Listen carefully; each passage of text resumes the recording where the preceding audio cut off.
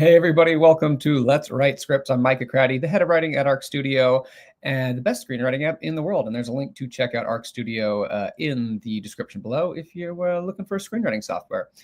This is Let's Write Scripts. Today we are going to do three timed writing sprints. No, I'm brain fart right there. Today we're going to do 3 timed writing sprints where you can work on your script, and we'll be chatting in between the sprints about screenwriting and answering your questions about screenwriting. It's going to be a good time. It's pretty loose. We're going to work on our scripts. We're going to talk about screenwriting. We're going to look at some pictures of sandwiches. Actually, just one picture of a sandwich. It'll be the sandwich of the week, which I'll show later, which is the best looking sandwich that I made this week. And it's a pretty nice sandwich.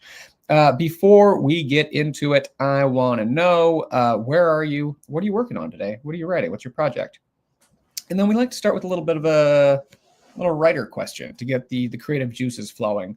And today I want to know, how do you answer the why now question about your project? And if you don't know what that is, what the why now question is, I'll talk about it in just a second. So yeah, it's going to be a pretty cool show. We're going to do some writing. We're going to do some talking. And I mean, that's about it. We're going to hang out. It's always fun to hang out and chat with screenwriters around the world. And have this creative community. So it's going to be great. If you're feeling it, please like this video, hit subscribe, turn notifications on, all that jazz. Or you can do it later. Maybe you're not sure if you like it yet, but later, I promise you will. I don't promise it, but like, it's pretty fun. I think you will. And of course, as I mentioned, the sandwich of the week, we're going to show that during the second break. Because if I show the sandwich too early, then you just get distracted by your hunger and you're not writing. And like, that doesn't help anybody. All right, so answer these questions myself. I am in Los Angeles. It's not sunny, actually. It was sunny for like a week, and then winterish sort of came back. I don't know. It's kind of gray and chilly, actually, today. That's just why I'm wearing my hoodie. And I'm working on this feature script that I've been hacking away at for a while, starting to build up some momentum, feeling good about it. But it's just like one of those projects that, you know, like you have those scripts sometimes that just stick around for a while. And so this question about the why now. So I'll tell you first, like, what this is if you don't know. Basically, the why now is a question. If you're ever in the position to pitch your project, your TV show or your movie, the executive who is sitting across the table or on Zoom with you or whatever might ask you, like, why now? Basically means like, why is your project relevant to today's audiences? It kind of comes from this fear that, like, even though if it's a good, they're not asking you like if it's a good story, you know, like you might think like, why now? Why now? Because it's great and people will love it. It's sort of assumed that if you're having that meeting, they think it's a good story and like the characters are good, you know, or good enough. But there's this fear that even though you have a good story and you have good characters and it's a good script, that it'll be made and then like it'll just kind of not really resonate with audiences and people just kind of ignore it. And so the why now question is like, why will audiences resonate with this in a way?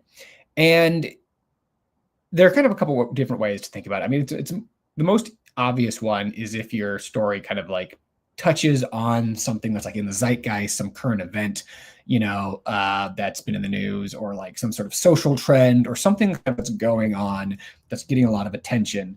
And if you have something like that, it can be really easy to sort of connect to that. Like the executives will understand. You'll be like, oh, this thing's happening, blah, blah, blah. That's like why, and you can kind of explain how your script sort of explores those themes and stuff like that. But sometimes like that can be scary, and like you don't have a thing, like it's just sort of like, I don't know, maybe it's about some more universal themes, right? And it's not about something that's like in the zeitgeist in the moment right now.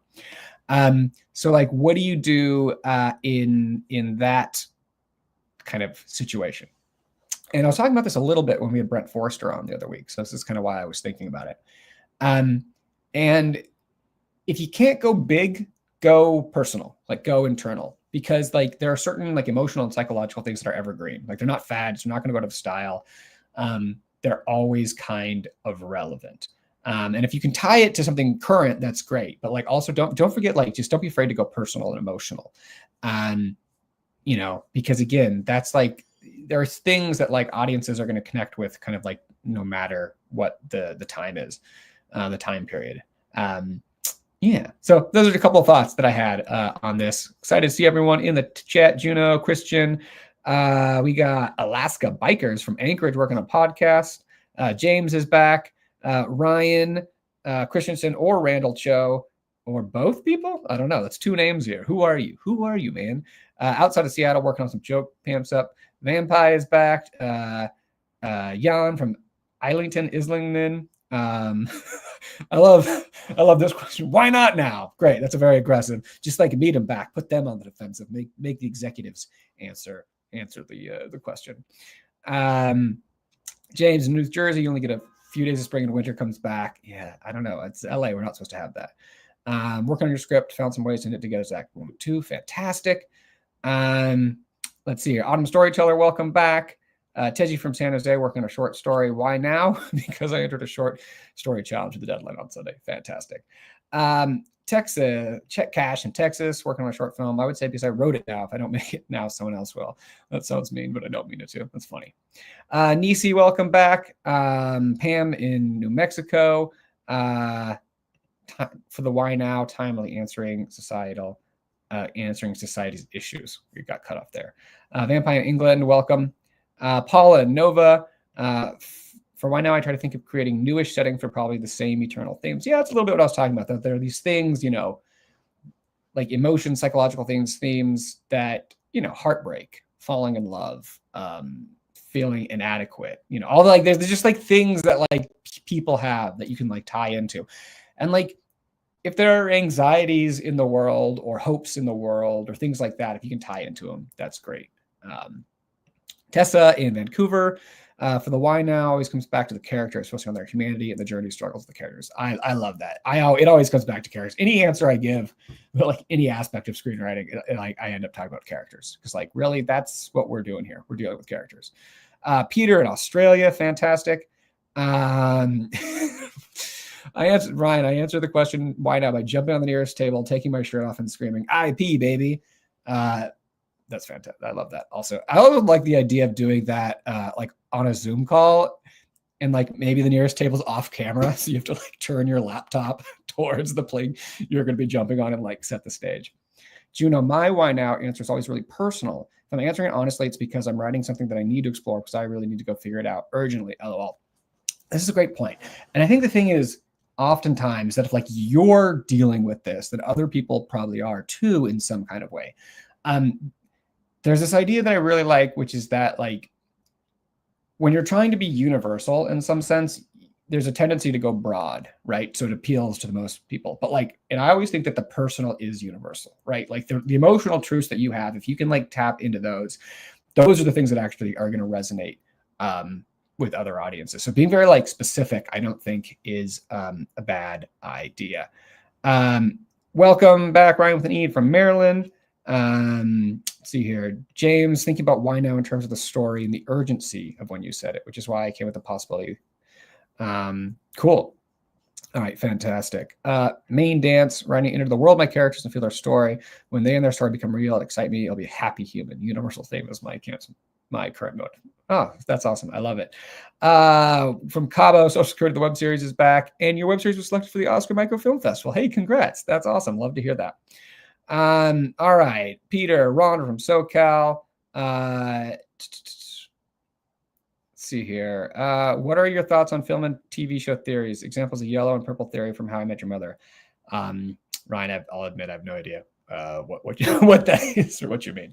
I don't know. You can feel free to ask a little more, but I'm not sure what you're referring to. James, I also feel your script can be dated if you are considering trends that have become before and after. So I don't think approach in writing horror is done.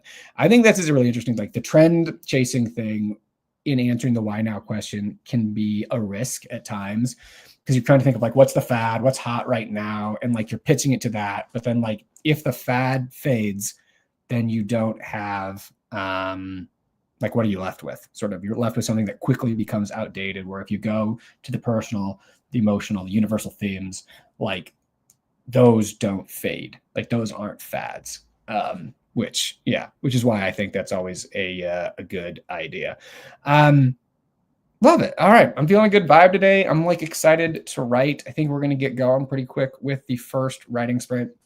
Again, if this is your first time and you're like, what is this thing? What exactly are we doing here?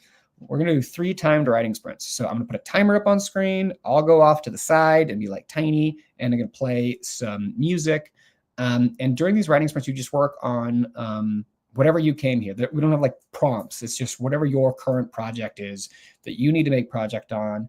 where you need to make progress on, that's what you work on during those sprints. So the 15-minute sprint is like chill. It's the warm-up sprint. It's low pressure. You're just kind of like getting your brain in gear. Maybe you're reading back over what you were writing last time. Maybe doing some free writing, whatever it is, just to kind of get yourself in the mood, just like get some progress done. Then we'll take a little break, and then we'll chat more. I'll answer some screenwriting questions. If you have screenwriting questions, drop them in the chat, and we'll answer them during the breaks. So after the 15-minute sprint, I can answer some screenwriting questions. And it's going to be awesome. Yeah, we're just going to do some writing. We're going to do some chatting. Like, it's chill. It's Wednesday, and you're here to write, and that's pretty awesome that you've set this time aside. So I'm going to stop talking. I'm going to play some music, put the timer up, and I'm excited to get into my script, and I hope you guys are excited to get into yours. So let me play some music here, put 15 minutes on the clock, and I'm going to catch y'all on the other side. So let's get into it.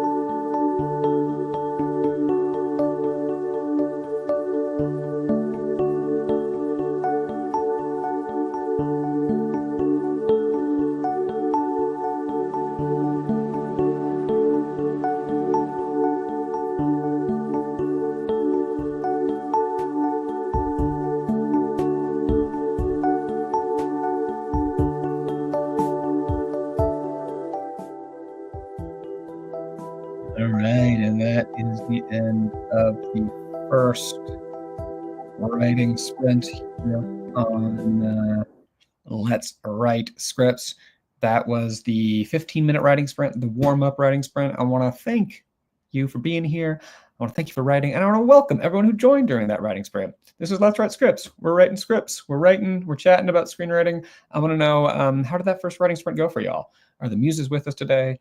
Are the words flowing from your fingers? Are the light bulbs just like lighting up above all of our heads? Or are we struggling a little bit today? If you're struggling with anything in particular, if you have any questions, feel free to drop them in the chat, and I'll do my best to answer them. That sprint was pretty good for me. It actually started out a little rough because I had one scene ending, and where I was planning to go with the next scene, like it just wasn't working. Like scene A wasn't leading to scene B. It just didn't make sense that like scene A would cause scene B to happen. Like what was happening with the character at the end of one scene and what she was doing in the next scene, it wasn't working in scene B. So oftentimes in that situation, if your character from scene A to scene B, like if it's not working, there's either something wrong with scene A, there's something wrong with scene B, or there is something wrong with both of them. So that's kind of what I was struggling with at the beginning of the sprint. And I realized just like scene A wasn't kind of ending on the right beat for the character. And so once I fixed that and sort of figured out how scene A was ending and where the character was at the end of scene A, then the next scene, it sort of like it flowed and it started making sense to me. And so you could probably like read that on my face as I'm just like sort of confused and not doing much at the beginning and then typing at the end of the sprint. But that's how it went for me. Love to hear how it went for you. If you have any questions, again, you can get in the chat and let me know. Denise, welcome from Nashville. Welcome back, Rosie. Rosie, fair warning, the sandwich today has some pretty prominent pickles in it. I know Rosie hates pickles. She's part of the anti-pickle agenda. So I'm just giving you a heads up, Rosie. Cash, I'm having trouble. I think I need to draw a storyboard to get an idea of what I'm looking at. Interesting. You're more of a visual thinker. I like that. For Vampi, went fast. I've written up a framework for my new project, so it flowed perfectly. 15 minutes. I didn't see it's fantastic. Nisi was totally distracted. Oh, you got to get in the zone, get in the groove, Nisi. That's what we're here to do. It's all right, though. You still have 2 more writing sprints to like lock in. What's distracting you? I would say, by the way, like get your phone away if your phone's distracting you and try to lock in. Rosie, I'm sorry about. I love pickles. They're good, and they're in the sandwich today. So despite your protestations, they're gonna be fantastic. There are a couple questions earlier. Christian was asking, how much time do you spend working in the outline versus writing in ARC? This is always, this is always a good question. And it's so different for writers, like on what their writing style is. I am an outliner, but I'm kind of a minimalist outliner. I just kind of need to know sort of the big movements in my story, kind of like my big kind of tent poles, where things are. And then I write a draft, and then it's just kind of like I'm a rewriter. So I'm kind of finding the nuances of the story a lot in my rewrites.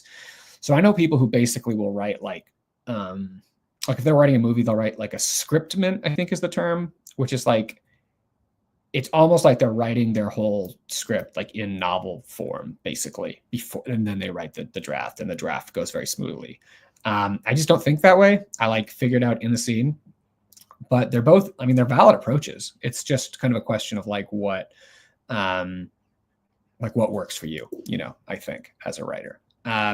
Early from Indonesia. Oh, are there bad writing standards for broadcasts on Netflix? I feel like a lot of folks have bad stories in writing.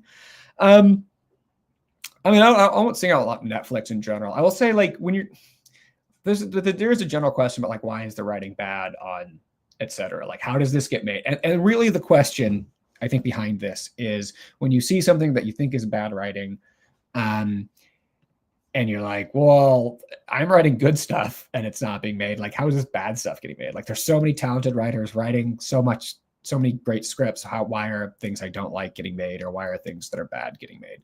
There are a couple of things to keep in mind here. One, like writing is only one part of the process. There's the casting that might be wrong, the directing, the production value.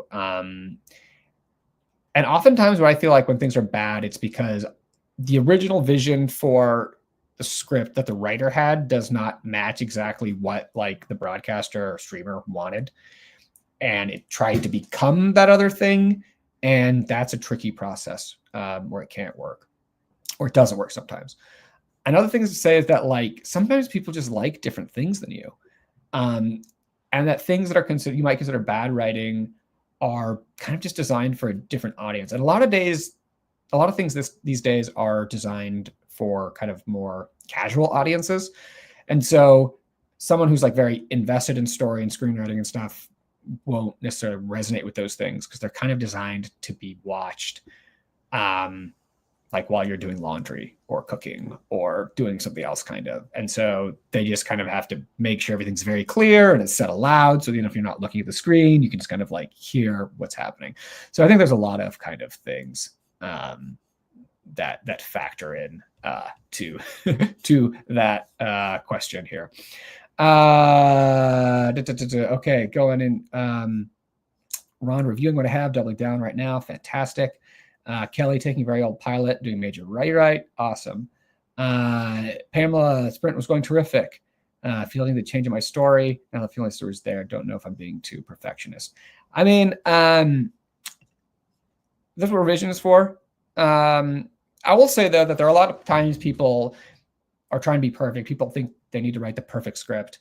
You just need to write a great story, I think, and like show your voice. But like sometimes I think in when you chase perfection, you kind of end up rounding the corners off of things. You sort of start taking what makes your story unique or your voice unique and taking those out. So like I don't know. I don't think it's wrong to be a little raw sometimes. Peter, how many acts would you typically have in a 30-minute TV series? I mean, it kind of depends. Oftentimes you'd have like traditionally like a 3-act structure with like a teaser and a tag kind of at the end, or like a cold open at the beginning. So it's like an opening funny scene, 3 acts, and then at the end, I think is pretty standard.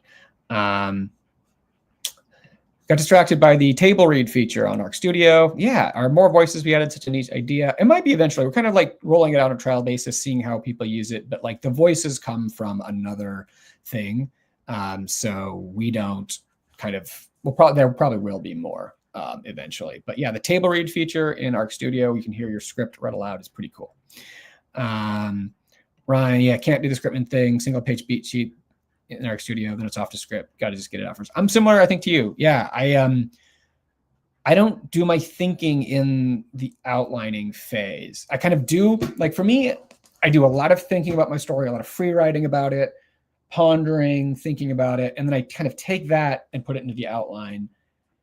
And then I do more thinking during the writing stage. But like outlining is more, I was talking to another friend who's a writer about this, that oftentimes for me, and he was saying the same thing, in outlining, it's like you see more problems in the outlining stage, but for me, the outlining isn't the creative bit. It's sort of where I like organize things. And then once I kind of have that, I can do more creative thing. Other people are different. That's where they do their thinking. So I don't know. That's one of the kind of fantastic things about writing. Vomit it out and go pick out the cord. Gilda Radner. Yeah, we talk a lot about vomit drafts on here. That's really funny. How do you find the table read? If you go into your settings under AI, you can like toggle it on, and then you can do it there. I'm doing Witch Kennel script, and I'm going to do Save the Cat. So you're using the Save the Cat structure. Cool. If that works for you, fantastic. I will say with those things, remember, if you're using some sort of like structure approach like that, those are guidelines. Like you don't have to follow those exactly. Those are things that are used, but like they're probably not going to fit your story perfectly, because again, it's not like a formula that works. It's like an approach. So don't feel like you have to do that perfectly. All right, awesome. Before we get into the next sprint, just want to mention a quick event we're doing tomorrow night. How to Write Sitcoms with Chris Harris. Chris Harris is an awesome TV writer, really experienced. He started writing out on The Late Show with David Letterman. He was an executive producer on How I Met Your Mother. He did the reboot of Frasier. He was just showrunner recently on Acapulco, and he's done other stuff in between. He was actually my first boss. He hired me as a writer's PA at the very beginning, my first job in TV, and he's a great guy, really knows his stuff. And he's going to be I'm going to do a Q&A with him tomorrow night live at 5 p.m. Pacific. And there's a link to, I think, RSVP in the description of the YouTube video right now, below you, if you're looking at me right now. If you can't make it live, the recording will be on our YouTube channel afterwards. But if you want to come live, you can ask your questions in the chat. I try to work in questions from the audience as I'm talking to him. And we're only talking about sitcoms. So whoever was just asking about, Peter, asking about how many acts in 30-minute TV series. If you're writing a sitcom, you should go tomorrow. And because Chris is going to have way more insight. He's like written more sitcoms than I ever will. Great guest. I agree. And I also agree that all the guests have been really good, actually. Yeah, no, we've been really fortunate to have some solid guests. So that's tomorrow night, 5 p.m. Pacific. And you can RSVP in the link in the chat. All right, so let's keep moving, right? We're gonna move on to the 25-minute writing sprint. And this is, it's also funny right now, because right now, I don't think you guys can pick this up on the microphone, but like near me, there's the tree that has a nest with great blue herons, which great blue herons are massive birds. And they nest here every spring in my neighborhood. And they are so loud. It just sounds like dinosaurs are like shouting. And it's just so really funny. I don't know. It's hilarious for me to like hear these giant birds. They're beautiful. Actually, I love these birds, but like underneath the trees, it's just white from their poop. They just like bomb out the area and they're so loud, but they're majestic creatures. Anyways, all right. So join Rhonda tomorrow going to the How to Write Sitcoms event. And I'm going to now play some music, put the timer up for the 25-minute sprint. Again, we're warmed up from that 15-minute sprint, hopefully, or we were distracted, and now is our second chance. This is either a chance to continue your domination or find redemption after that first sprint. Whatever it is, the 25-minute sprint, we're going to do some writing and put the timer back up. And we'll chat a little bit more if you have any more questions after the 25-minute writing sprint. All right, let's do it. Happy writing, everybody. Let's get into it.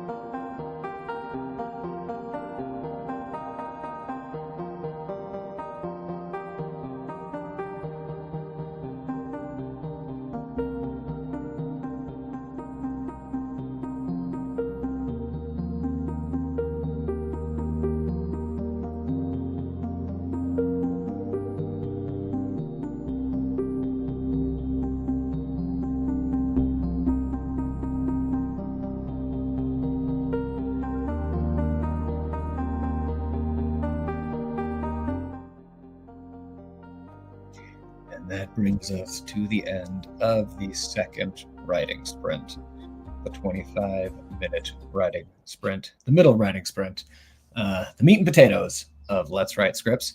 Welcome to those who joined, including Brian and Adonis Media. So glad y'all are here. How'd that writing sprint go for everyone? Did the muses show up for those of you who are struggling? Did they abandon you if you were doing well in the first sprint? Let me know. Let me know any issues that came up, any other questions you want to ask about screenwriting. Maybe you're struggling with something in your script, or you have kind of a question about writing in general. Get in the chat and let me know. That was a good sprint for me. This is a good day. I'm like getting some good writing done today, figuring some things out. It's always interesting when you're revising and you're kind of trying to figure out how much of your old stuff you can use. And there's a temptation where you kind of want to use as much of it as possible because that's less work for you to do. The more you can use from the old draft, the less new stuff you have to think of. But like, oftentimes you should write it new because like, I don't know, it needs to be, I don't know. There's like a laziness factor that I have to fight when I'm revising, where there's a part of me that's like, that's good enough. That's good enough. And then you're like, oh, this is actually perfect because James has actually asked this question as I'm answering this. My writing process is kind of what I'm describing, where it's very haphazard and all over the place, and like me making compromises and bargains with myself and being like, this is probably fine. And then finishing that draft and be like, no, it wasn't. I actually do need, like, I do way more rewrites than I should. If I don't know. I mean, we all see our blind spots as writers. But yeah, I mean, my writing process, my rewriting process in general is I take a break for a while, first off, which is good. It also depends on where I am in the process. If it's early on, I'm just kind of revising, like reading things myself. If it's a little later, I'm getting feedback from other people. So oftentimes I'm getting notes from readers and I'm thinking about those notes, thinking about why they gave those notes. Thinking about where they bumped, where I feel the story's slow, where the characters are like, don't really make sense to me. And I kind of try to make a checklist of like things in a draft that I want to work on. I'll just kind of have like a list of things, and then I'll kind of go through and work on those things. It depends often, like if I'm doing a page one rewrite or if I'm just kind of like doing some polishing. How much in the guts do I have to be? But like, as I was talking about, there is that thing where sometimes you're just like, I'll often find I'll create more work. Being lazy creates more work for myself because I'll be rewriting something and I'll have the old version. And I'm like, oh yeah, I can use some of that, use some of that, use some of that, and I'll do that. And I'll be like, no, that's not good. And then I have to rewrite it anyway. So like, it would save me time if I just wrote it first and didn't try to like use old stuff that like wasn't good enough. But like, you can't tell me that in the moment. It's just kind of like, you have to live through it. Denise had a good sprint. Table read, not my AI settings may not roll out UK. It might be that you are on an old version of the software if you're using the app. Either check for updates, or you can also go to arcstudiopro.com/downloads and like manually download. For some people, sometimes occasionally the auto updater kind of gets off track, and you might have to do it from arcstudiopro.com/downloads, and that should like reset it. Listening to the chat cleared my thinking. I was able to move forward much more quickly in the outline. Fantastic. I'm glad.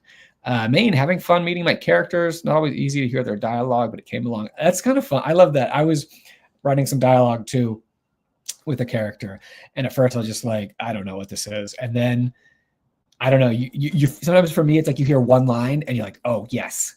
And if you can hear that one line and you get excited about it, then you can build from that. And you're like, that's the voice.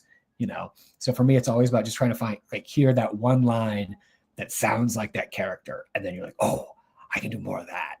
And like, if it gets you excited, that's a good sign to keep going. When including a flashback, should you use a super to denote the scene as a change in time or merely include the reference in the scene heading? Oh, so when I'm doing a flashback, I'll use the transition. You know what? Hold on. Let me just like pull something up here. Real quick. Do I have like an example script where I was doing something like this? Let me see if I have like here's like a sample script here. Okay, Peter, this is a good question. So I'm going to share a screen here really quick. So this is just like I was using this for formatting questions here. So basically, I would do something like, all right, so interior house day, this happens, character, I don't know, we'll call this Peter. This reminds me of the time I hit my head on the beam. And then I would do a transition, so T, and I would do flashback to, like that. And then I would do interior house day, and then I would do flashback. Peter smacks, sorry, Peter, for making you a klutz here, his head on the beam. And then I would do another transition back to interior house day present.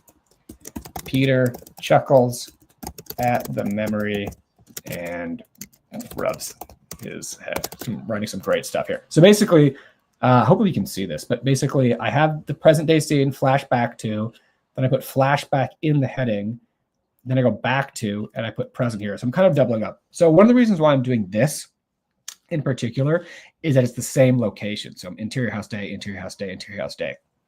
So I want to make it very clear that this is the flashback and this is present. You don't necessarily have to do these different things. I tend to sort of over explain a little bit when it comes to flashbacks, just so like the reader is very clear what's happening. So yeah, that is something that that you can do. Sad Hope, writing the same thing I wrote a few days ago because it didn't save. Oh, it should be. It should auto save, unless you're writing something else. Thank you for this rewrite conversation. Need this right now. Yeah, rewriting's tough. It's always a battle, but it's good to get in there. Do you think this subject works as a quick theme? Don't debase yourself for fame attention. That seems like a great, that seems great to me. I love it. Minaru's having a good sprint. Love it. Juno, do you tend to start a brand new document for a new draft or just update the document of your first draft? I always mean to the deformer, but end up doing the latter. That's a good question. Historically, I've probably done different things.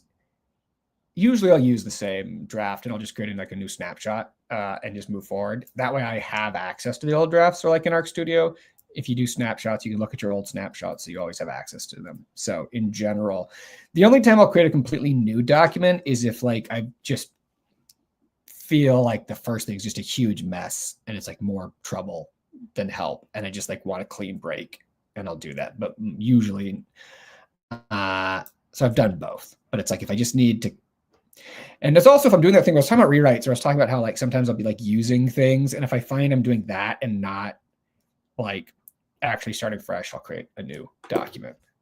So I'll do that. Yeah. All right. Love it. One other announcement that I want to make actually, is we have another event on, Monday. So this is Let's Write Scripts, and then we also have Let's Write Books, our novel writing show, because we have Arc Studio, the screenwriting software, then we also have ButterDocs, which is like a novel writing software, and you can write research papers and other documents with it, more of a prose writing app.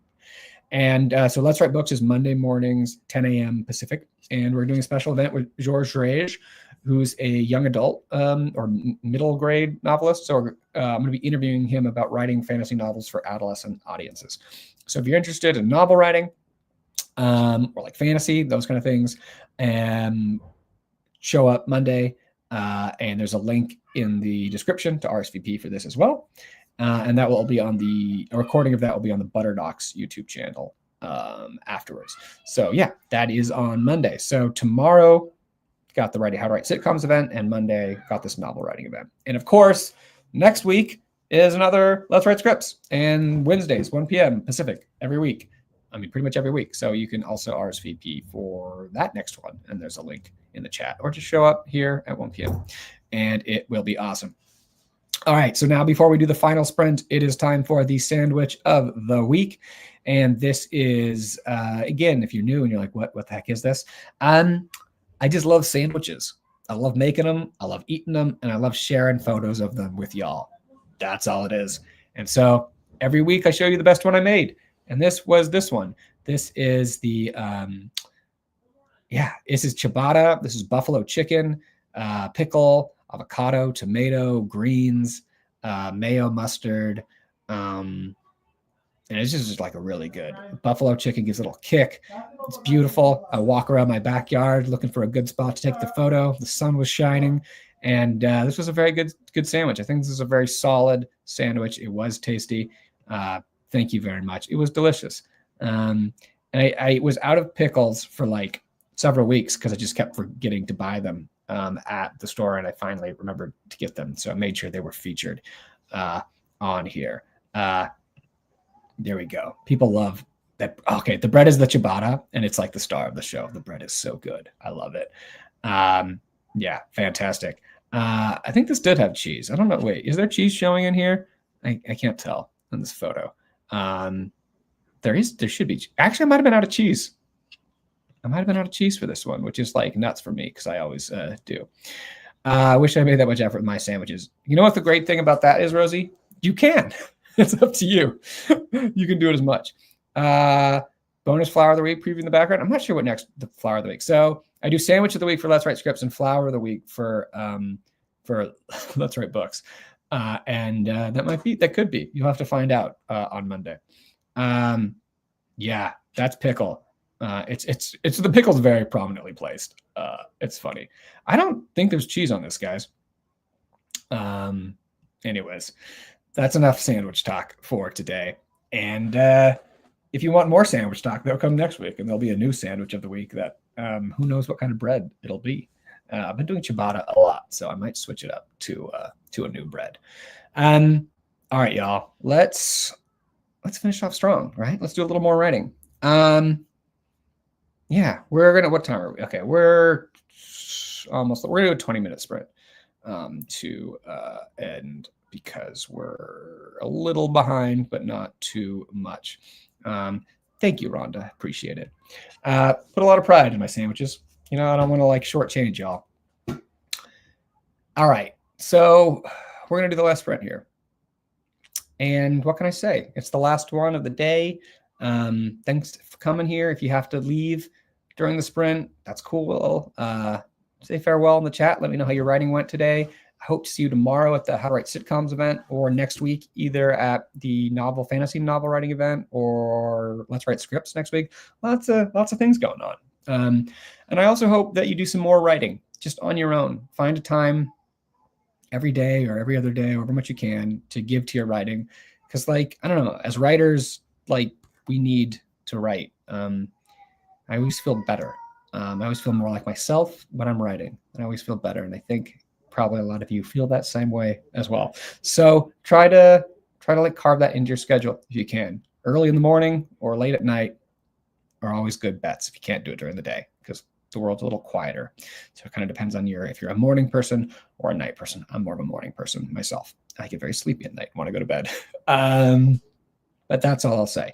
All right, so play the music, put the timer up. Let's focus here, 20 more minutes on our scripts, and let's get some writing done. Really take advantage of this time that we've set aside to write together. So say our final farewells after this sprint, and let's just do it. Let's get into it. Here we go.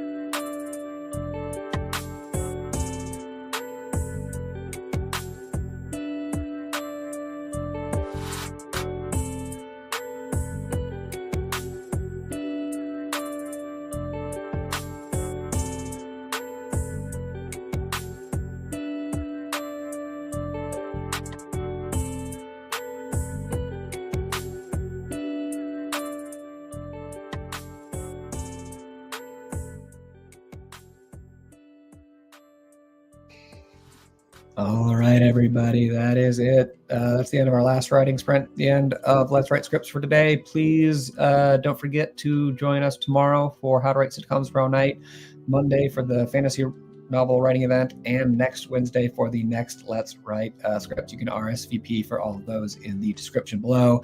Hope you guys had a great time. Thank you so much for being here. I had a lot of fun. I got a great writing done. I love chatting with you. It was a fantastic energy here today. Please keep writing throughout the week. Be kind to yourselves, and happy writing, everybody. All right, have a great week. I'll see you.